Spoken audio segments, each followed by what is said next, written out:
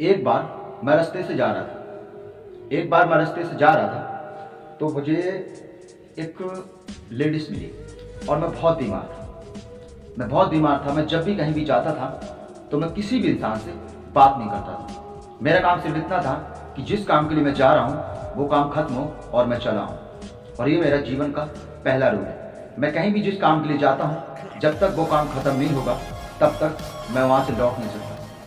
और दूसरी चीज़, मैं जाऊँगा तो मैं किसी इंसान से रास्ते में बात नहीं करता। मेरा जो फोकस है, मुझे जिस काम के लिए जाना है वो काम मुझे करके वापस आना है। और मैं गया, मैं बहुत बीमार था, मैं दवाइयाँ लेकर आया था। तो रास्ते से मैं जब आ रहा था, एक लेडीज थी, 2 लेडीज थी वहाँ पे।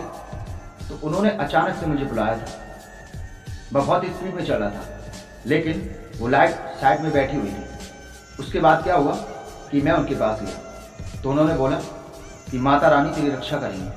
मैंने बोला देखो माता जी, ऐसा है कि आपने मुझे बुलाया, मैं आपके पास ज़रूर आया, लेकिन इसमें क्या है कि मैं किसी इंसान के झांसे में आने वाला इंसान नहीं हूँ। तो बोला बेटा ऐसा है कि मैं तुझे क्या झांसे वाली लगती हूँ? मैंने बोला हो सकता है, लेकिन ये तो बात सही है कि हो सकता है। तो मैंने उनसे बोला कि माता जी आपने मुझे बुलाया क्यों? तो बोले बेटा मैं तुझे इसलिए बुलाया कि तू वहाँ से जा रहा था, तेरे लिए बहुत प्रॉब्लम है, तेरी बहुत प्रॉब्लम है और तू भी संकटों में जी रहा है, जो तू सोच रहा है वो नहीं हो रहा है। तो मैंने बोला माता जी आपको कैसे पता चला? बोला ये तू सोचना, मैं कैसे बताऊँ। मैंने सोचा कि मेरे माइंड में जो चीज़ है वो सामने वाले व्यक्ति को कैसे पता चले। और मैं रास्ते से जा रहा था, ये इंसान मुझे जानता भी नहीं है, मतलब जो लेडी सही मुझे जानती भी नहीं है, लेकिन फिर भी इसने मेरे मन की बात कैसे पढ़ ली? कैसे पढ़ ली इसने मेरे मन की बात? मेरे मन में डाउट था। मैंने हो सकता है माता जी आप जादू टोना वाली हो? बोला नहीं, तुझे लगता है कि मैं जादू टोना वाली हूँ? यहाँ से लाखों इंसान गए, मैंने तुझे ही क्यों चुना? मैंने बोला हो सकता है। मैंने हाँ माता जी आप क्या कहना चाहते हैं? बोला माता रानी तेरी रक्षा करेगी और माता रानी तेरी जिंदगी में आ रही है। जो तू काम सोच रहा है वही काम तेरा पूरा होगा, और तू जो कहता है वही करता है, और किसी इंसान की मदद करने के लिए पीछे नहीं हटता है। मेरे माता जी एक बात मैं आपसे पूछना चाहता हूँ। बोला क्या? मैंने बोला आप ये बताओ कि मेरे मन की बात आप कैसे बोल रहे हैं? तो बोला कि मैं नहीं बोल रही, माता रानी बोल रही है। लेकिन मैं कभी भी किसी इंसान पे विश्वास नहीं करता था, लेकिन धीरे धीरे ये हुआ कि मुझे उस औरत पे विश्वास होने लगा। उस औरत पे विश्वास होने लगा तो उसने कहा कि कुछ दान करना चाहते हो? मैंने माता जी को ऐसा है कि मैं दान नहीं कर सकता। बोला क्यों? मैंने किसी इंसान पे मेरे को विश्वास नहीं। बोला अगर जब तक किसी इंसान पे विश्वास नहीं करेगा तब तक तेरा कुछ नहीं हो सकता। मैंने बोला हाँ ये भी ठीक है। तो मुझे सीख मिली उस इंसान से कि जब तक मैं किसी इंसान पे विश्वास नहीं कर सकता मुझे कुछ नहीं मिल सकता। हर इंसान पे मुझे विश्वास करना होगा, बेशक वो मुझे धोखा दे दे, लेकिन वो कभी भी पैसे से सब कुछ खरीद सकता है, लेकिन मेरा टूटा हुआ विश्वास नहीं खरीद सकता। उस माता जी ने मुझे बोला कि बेटा ऐसा है कि जो तू काम सोच रहा है वो तेरा काम 100% पूरा होगा। भगवान को तुझे मानना होगा और उसी तरीके से काम करना होगा। जब भी तू घर से निकले भगवान का नाम ले और तेरा काम हमेशा पूरा होगा। जो तू करेगा वही होगा, और जो तू सोचता है वो तू करके रहता है। ये मैं भी जानती हूँ और माता रानी भी जानती है।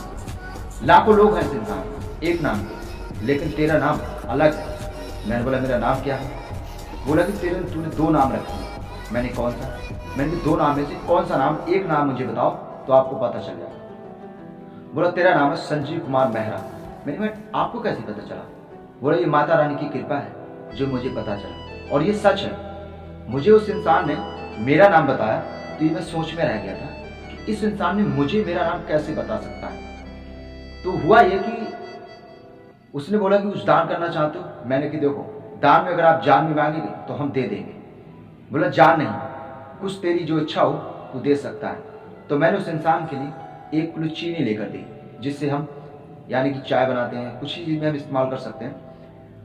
तो उस चीज़ से जब मैंने उसको चीनी दी तो मेरे जो मन का बोझ था वो काफ़ी हल्का हुआ। तो मुझे इस चीज़ से सीख मिली कि कोई भी इंसान अगर गरीब है तो उस इंसान को हाथ पकड़ के खींचना बहुत ज़रूरी है, ताकि वो माता थी। अब मैं ये नहीं कह सकता है कि वो एक लेडीज़ थी, मेरे लिए तो वो माताएं थी। दूसरी चीज़ उन्होंने बोला कि आज से लेकर जीवन में तेरे कभी भी कष्ट नहीं आ सकता। मैंने बोला देखो माता जी ऐसा है, कष्ट तो एक वो पहेली है जिसे आना ही पड़ता है। बोले एक चीज ध्यान रखना, एक रास्ता बंद होगा तो तेरे 1000 रास्ते खुलेंगे। मैंने ऐसा कैसे हो सकता है? बोला ऐसे, माता रानी हमेशा तेरी रक्षा करेंगी। तो जीवन में एक चीज हमेशा ध्यान रखना, अगर रास्ते में कोई आपको व्यक्ति मिलता है तो ऐसा नहीं कि वो गलत है, वो सही भी हो सकता है। अगर आपके 10 रुपए दान करने से अगर आपका भविष्य बनता है और आपकी जिंदगी बनती है तो कभी भी पीछे मत हटना। मैं तो एक मोटिवेटर हूँ, मैंने उनको दे दिया, लेकिन आप जैसे भी हैं आपको भी दूसरे इंसान की मदद करनी चाहिए, जिससे आपके जीवन में एक अच्छा माहौल आ सके और आपके जीवन में अच्छे लोग आ सकें। जीवन एक परिवर्तन है, इसे खुद को ही बदलना होगा और खुद से ही स्टार्ट करना होगा। उस इंसान ने, मैं उसे जानता नहीं था, लेकिन उसने मुझे एक चीज़ सिखाई कि भगवान भी इस जीवन में है और आपकी हर कष्ट को और आपकी हर परेशानी को पहचानता है। तो एक चीज़ ध्यान रखना, मैं जीवन भर उस माता जी का हमेशा आभारी रहूँगा जिन्होंने मुझे जीने का एक सहारा दिया और मुझे विश्वास दिलाया कि भगवान भी इस दुनिया में है। मैं Sanjeev Sharma, life coach motivation. इस कहानी से आप क्या सीखे हमें कमेंट में जरूर बताएं। हमारे चैनल को सब्सक्राइब करना ना भूलें, जिससे आने वाली नोटिफिकेशन सबसे पहले आप